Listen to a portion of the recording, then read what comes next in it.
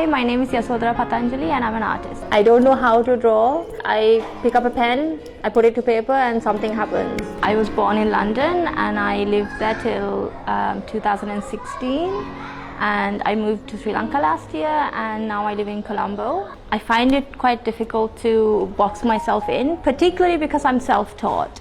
So I never studied art at college or university or anywhere or under an artist's so it's hard for me to say, oh, I belong to this school of art or that school of art. I tend to, what I have noticed is that all of my artwork is very much based in nature. So I paint a lot of imaginary flowers and trees, and the colors and everything are very kind of based in nature. Other than that, it's kind of hard to say what genre I belong to.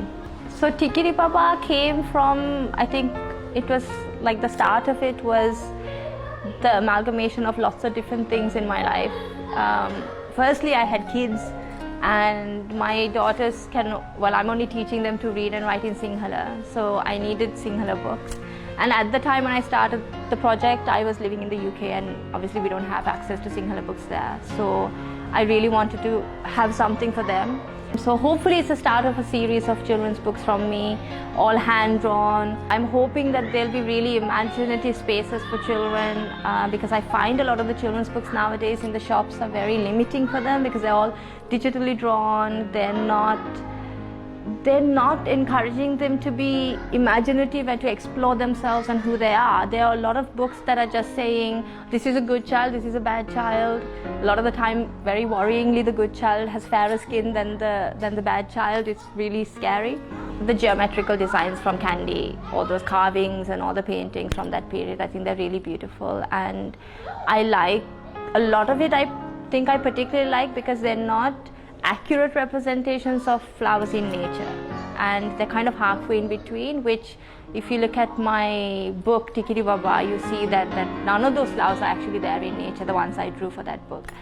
But the Binaramala is particularly special to me because before I had even picked up a paintbrush, I think Amma used to draw them everywhere. We had bed sheets that she had drawn all these Binaramala everywhere.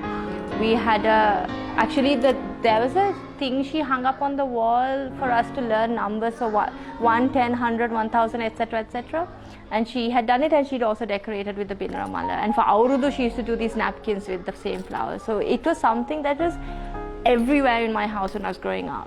And so when I started drawing, I think it was very natural for me to start from that point.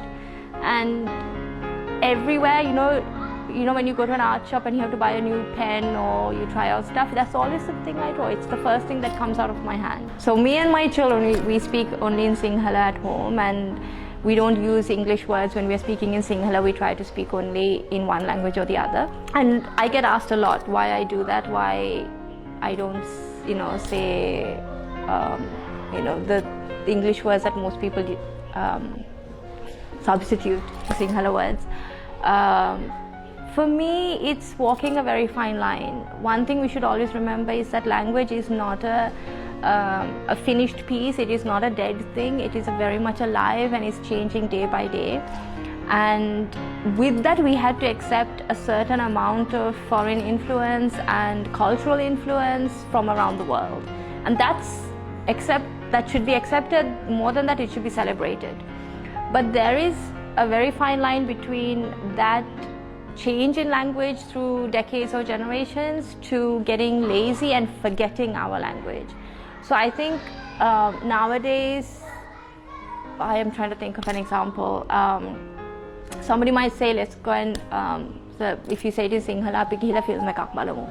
Now there we have a word in Sinhala for that. We can easily say Chitrapatiyak. It's not a difficult word. My 6-year-old can say it. But it's laziness to say film. So I got chosen this year for ColomboScope, which I think is in its 5th year now. And it's a multidisciplinary show, which is going to, I think, bring together about 60 participants from around the world, some local artists and some international artists. There's a window there, which is like completely, not even the frame is there anymore.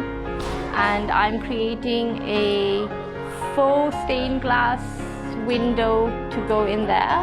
And as ColomboScope this year is all about sustainability and environmental impact of waste, I'm doing it out of waste plastic, and also to highlight the problems of waste plastic. So it's a big 6 foot by 6 foot piece which I'm working on at the moment, and it opens on the 2nd of September.